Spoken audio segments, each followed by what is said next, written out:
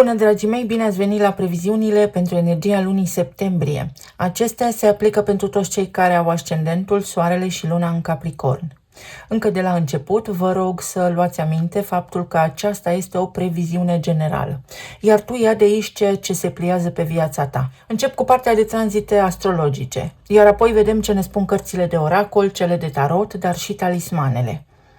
Luna septembrie debutează cu retrogradarea planetei Saturn în Pești, pe zona casei a treia pentru voi. Casa a treia are legătură cu mentalitatea, cu tot ceea ce implică cartierul, comunitatea în care locuiți acum, cu tot ceea ce implică familia extinsă, frați, surori, verișori, mătuși, unchi și așa mai departe, cu tot ceea ce implică studiul, cu tot ceea ce implică informația sau călătoriile pe distanțe scurte. Saturn în această perioadă vă oferă un culoar de trecere pentru a rezolva niște lucruri importante care au legătură, cel mai probabil pentru unii dintre voi, cu familia extinsă. Pentru că Saturn a fost o perioadă în Berbec, unde se va și întoarce din această perioadă a retrogradării.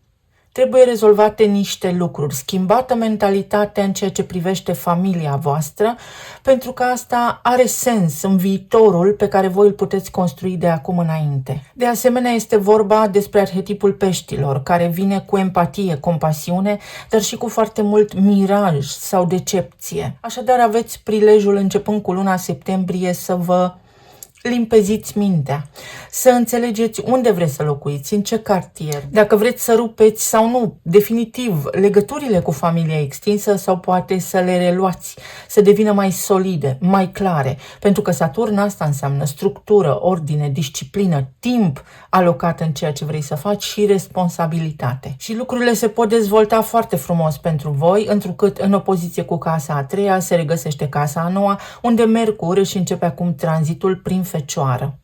Fecioara este un semn disciplinat și ordonat, foarte practic. Iar Mercur, planeta intelectului care guvernează organic în astrologie această casă a treia. Pe semne că vorbim despre străinătate, meleagurile natale. Sau unde îmi găsesc eu acum locul în străinătate? Poate aveți un prilej deosebit să vă aduceți familia extinsă mai aproape de voi. De asemenea, casa a noua mai înseamnă și chestiuni geopolitice, tot ceea ce implică planul internațional, străinătatea, tot ceea ce are legătură cu credința, cu spiritualitatea, cu gândirea foarte elevată, unde este necesară un pic de structură, pentru că, așa cum am spus, toate acțiunile din această lună vor avea un efect în viitor. Ulterior, Uranus retrogradează în Gemeni, în zona casei a șasea, și aici avem detalii despre sănătate, despre rutină, locul de muncă, colegii, despre mentorii pe care îi puteți întâlni în această viață, despre dușmanii declarați, dar și despre animalele de companie. Uranus este planeta care vine cu genialitate, cu idei foarte bune. Gemenii sunt arhetipul gândirii, iar Uranus este octava superioară a lui Mercur, care guvernează Gemenii. Așadar, este un fel de forță, de dinamism, de inspirație la superlativ de care puteți da dovadă în această lună. Este important pentru unii dintre voi să începeți să cercetați amănunte legate de sănătatea voastră. Pentru alții dintre voi poate apărea în viața voastră o persoană care să vă ajute cum să faceți mai bine lucrurile, cum să trăiți mai bine sau cum să vă ocupați de rutina voastră, de sănătatea voastră, de starea voastră de bine.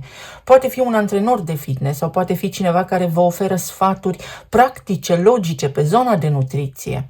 Pentru alții dintre voi s-ar putea să fie o perioadă în care faceți niște drumuri, dacă aveți animale de companie, în legătură cu acestea sau pentru acestea. Poate fi adopția unui animal de companie sau poate fi vorba despre un conflict vechi, tăcut, familia extinsă sau la locul de muncă pe care acum să îl clarificați, să îl îndepărtați, să aplanați un conflict major. Atenție la tot ceea ce are legătură cu aparatul respirator, cu astmul, cu tristețea. Să evitați tristețea sau dacă se întâmplă în viața voastră niște lucruri, să le luați foarte practic pentru că aveți posibilitatea să le rezolvați punctual. Apoi, la fix o zi după, avem parte de eclipsa totală de lună în Pești pe zona casei a treia, așa cum vă spuneam. Pentru unii dintre voi poate fi mutarea din cartierul în care locuiți sau se încheie o perioadă de studii. Aveți o experiență, o expertiză, poate începe un nou capitol în viața voastră în ceea ce privește informațiile actuale, să le folosiți în bunul mers al lucrurilor, în planurile voastre de viitor. Poate fi vorba și despre o schimbare la nivel de rutină, în sensul în care nu mai este necesar să faceți anumite drumuri. Se rezolvă ceva, vi se ridică o povară de pe umeri. Eclipsele aduc un sens al predestinării, iar această eclipsă totală de lună este o lună plină, o finalitate. Ceva se schimbă și se schimbă major. Mai apoi îl avem pe Mercur, guvernatorul Gemenilor, care intră în semnul balanței pe zona carierei și a profesiei. Tot pe casa a 10 aici, unde Mercur își începe tranzitul în balanță, avem și ierarhiile, avem și tot ceea ce ține de autorități, instituțiile statului, menirea noastră aici pe pământ, sensul vieții noastre, scena publică, faima, numele, renumele. Balanța este semnul relațiilor. Sunteți interesați de noi relații sau poate fi un moment foarte bun să semnați noi contracte de muncă, să vă extindeți. Poate fi vorba despre noi înțelegeri, despre acorduri, mai poate fi vorba despre o perioadă mai liniștită la locul de muncă sau despre claritate asupra direcției în care vreți să vă îndreptați de acum înainte. Poate fi și o ocazie foarte bună pentru unii dintre voi să vă întâlniți partenerul de viață sau poate fi vorba despre un contract de căsătorie, ceva oficial. Venus își începe și ea tranzitul prin Fecioară pe zona casei a noua, la fix o zi după intrarea lui Mercur în balanță, iar asta vine cu magnetism, pentru că ea asta aduce. Magnetism, posibilitatea să integrezi mai ușor emoțiile, posibilitatea să negociezi mai bine. Iar Fecioara am spus că este un semn foarte practic.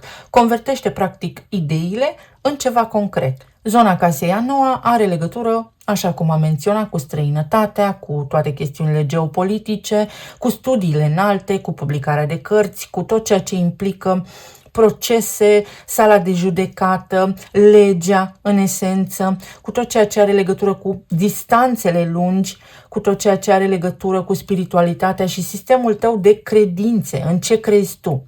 Iar Venus te ajută să cobori cu picioarele pe pământ și să vezi foarte practic ce se întâmplă în jurul tău. Să gândești elevat, să pui în aplicare experiența ta de viață, diplomele pe care le ai sau tot ceea ce știi tu să faci mai bine pentru a avea succes. Mai poate avea legătură cu relația de iubire, în cazul în care să spunem că aveți o relație la distanță, sau poate fi ceva ce se oficializează concret, inclusiv la starea civilă.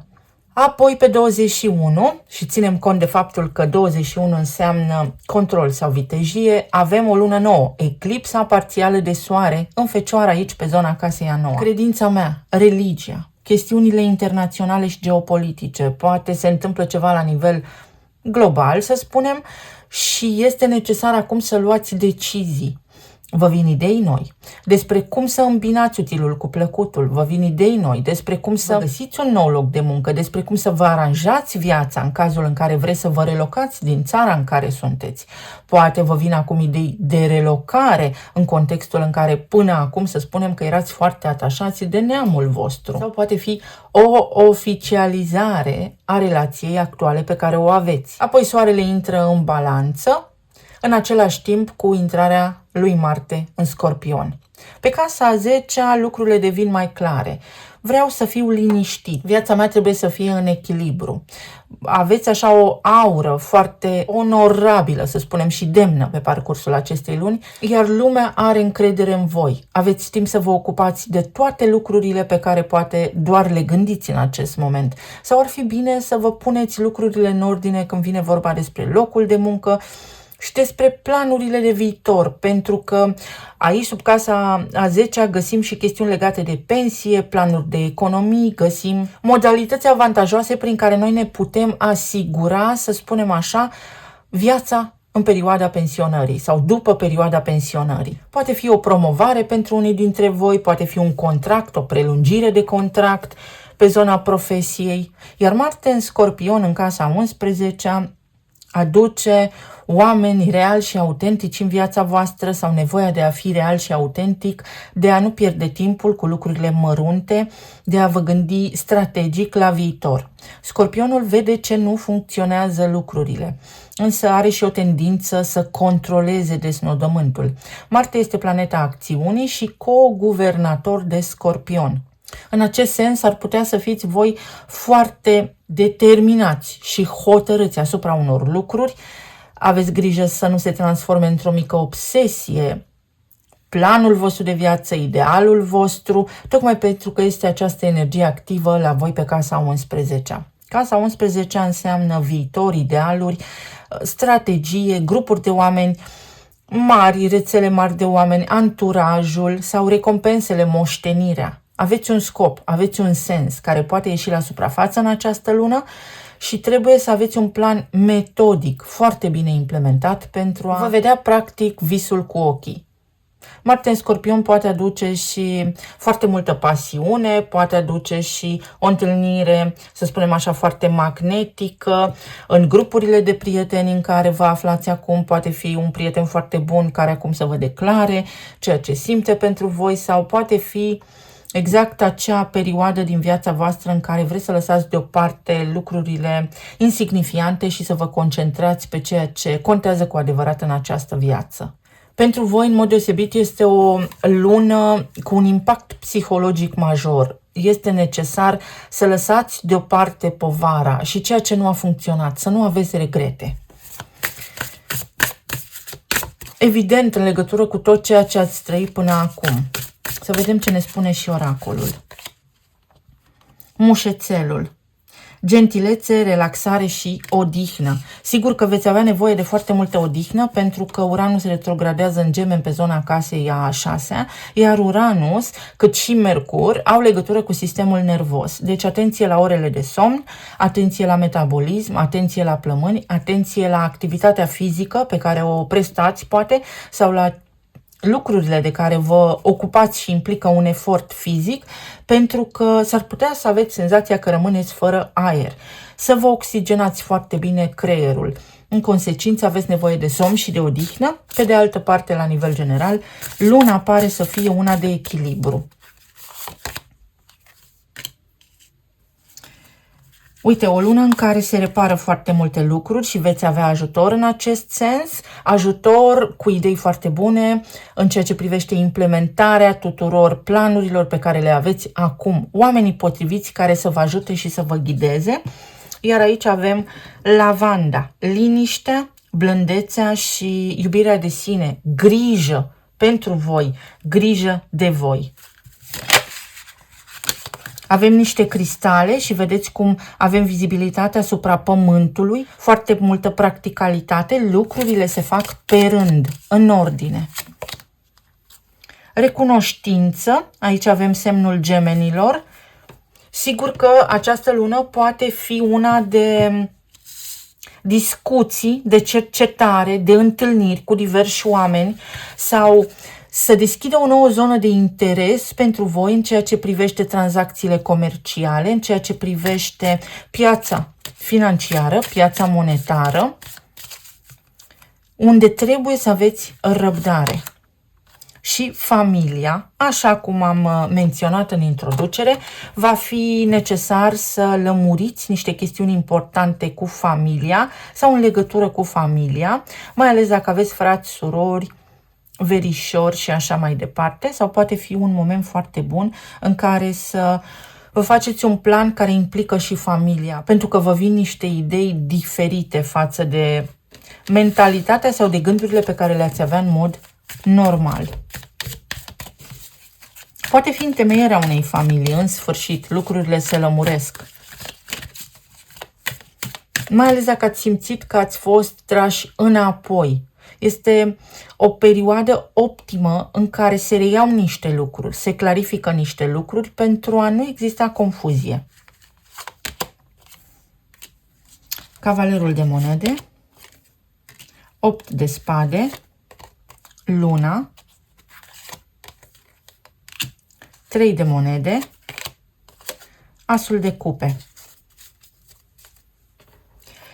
Voi sunteți nerăbdători. Asta îmi spun cărțile, asta transmite energia. Nerăbdător să vedeți ceva gata, vreți să faceți niște lucruri și există o tendință de a grăbi acele lucruri. Există o neliniște interioară, dar care să știți că vă încurcă pe voi la nivel energetic. Luați lucrurile cu calm pentru că toate se rezolvă. Pe zona de relații există o lipsă de claritate asupra direcției comune pentru unii dintre voi. Vreți să știți mai multe, vreți să aveți o siguranță. Această lună va aduce vizibilitate și siguranță asupra relației pe care deja o aveți, mai ales dacă aveți un partener, pe cineva deja în viața voastră.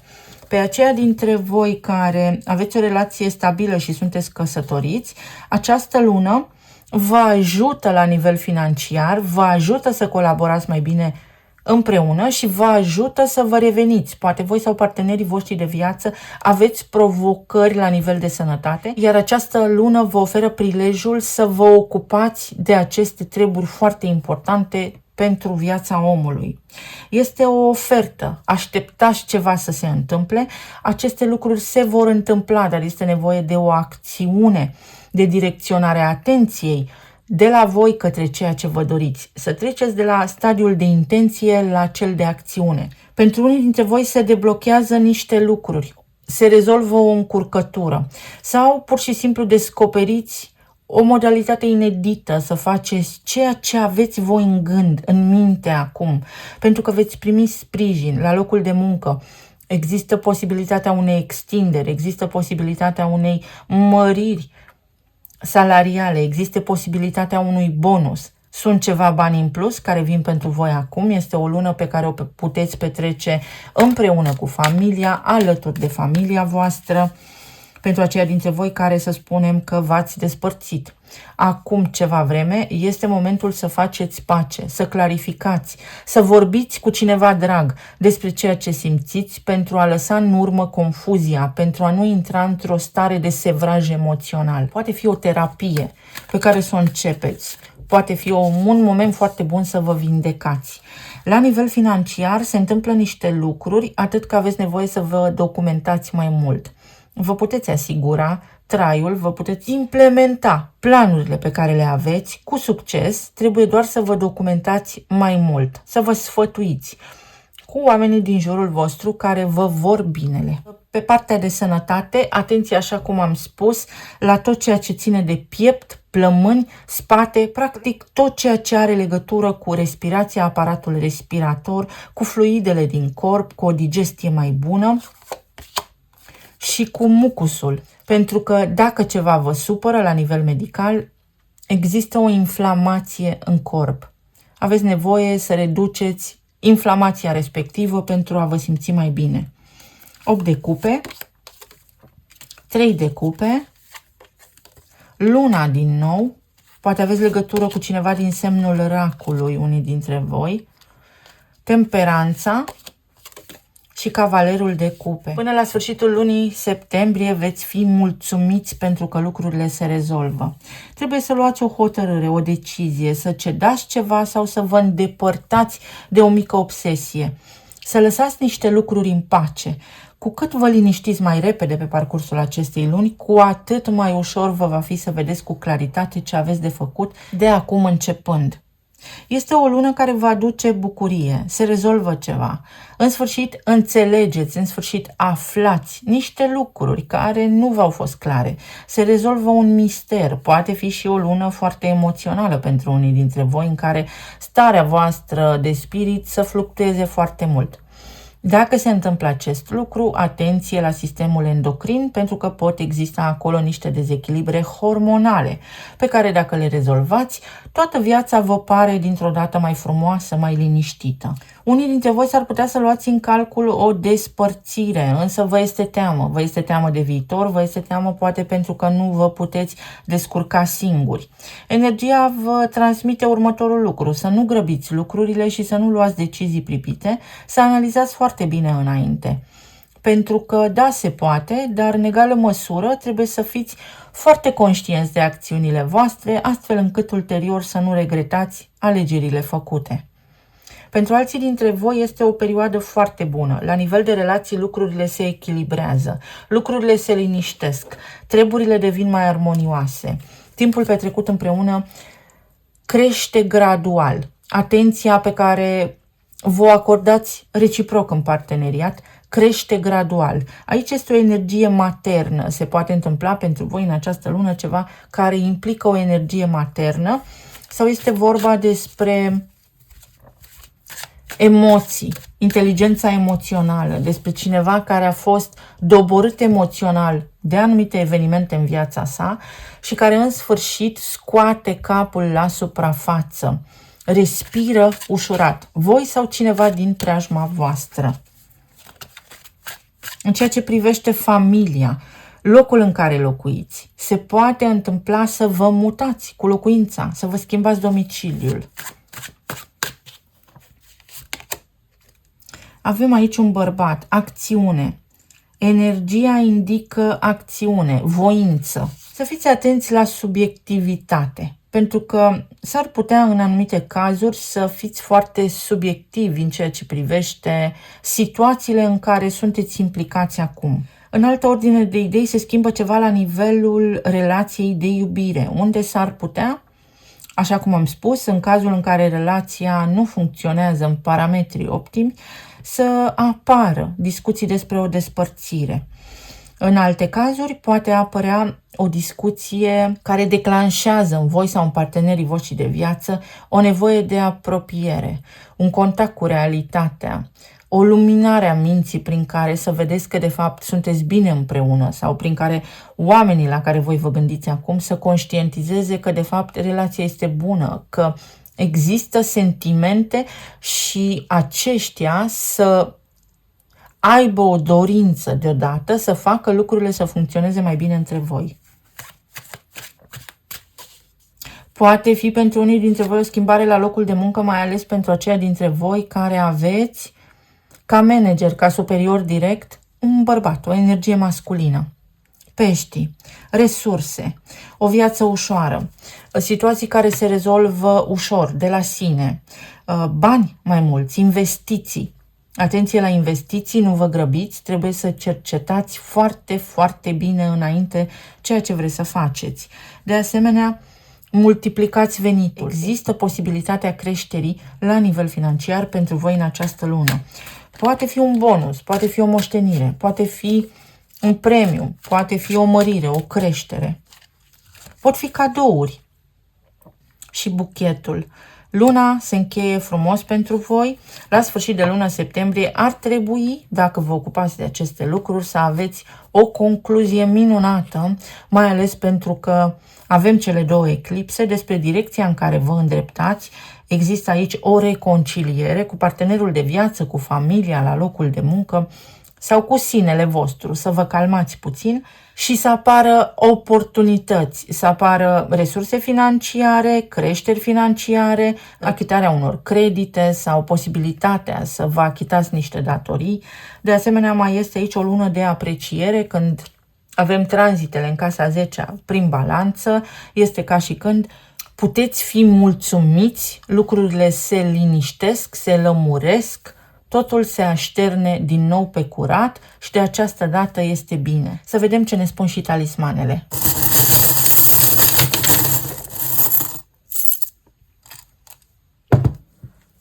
A zburat un talisman. Batem palma, o nouă afacere sau lucruri care se pot lămuri la locul de muncă, în zona de afaceri, contracte, colaborări.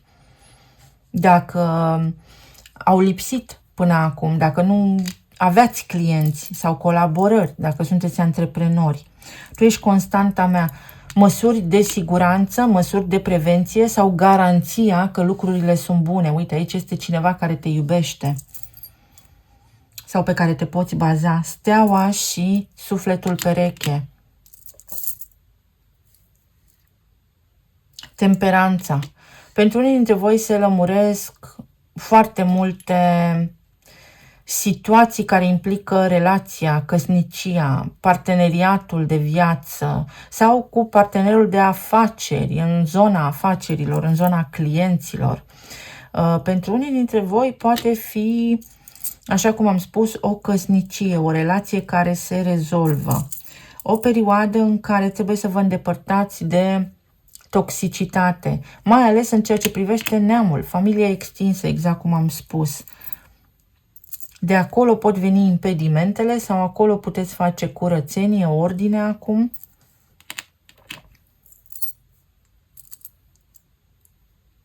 Uite, bucurie, prosperitate, o situație care se deblochează, care avansează frumos, stabilitate în casă, o casă nouă, puteți achiziționa inclusiv. Pentru alții dintre voi sunt vești bune la locul de muncă, unde sunteți protejați, lucrurile merg liniștit, merg bine, ajutor din partea unor oameni foarte înțelepți sau specialiști în domeniul lor de expertiză, să spunem, prin care sau cu ajutorul cărora veți reuși să faceți niște lucruri de care v-ați tot ocupat, să reparați niște lucruri, poate aveți treabă în casă și renovați sau faceți reparații în acest sens, sau poate fi vorba despre consultanță. Cineva vă ajută în direcția bună. Uite, eclipsa de lună totală din Fecioară, de mentalitate. Aveți o siguranță acum și totul se petrece la nivel mental, pentru că se rezolvă ceva foarte bun, foarte important. Sau este vremea să vă scoateți diploma la suprafață sau să aplicați ceea ce ați învățat în copilărie. Iar aici avem două inițiale, EE. Atenție la alimentație. Alimentele semi-preparate, evitați-le cu orice preț. De asemenea, ceva crește, se dublează, să fiți atenți în acest sens. Sau este o contraofertă. Cineva vă face o contraofertă. Atunci când voi credeați că doar atât se poate, cineva plusează. Se întâmplă ceva bun, foarte bun pentru voi în această lună. Vă mulțumesc foarte mult. Vă doresc să aveți o lună septembrie minunată, să fiți bine, sănătoși și iubiți oriunde v-ați afla în această lună și să ne reauzim cu bine și data viitoare. Pa, pa!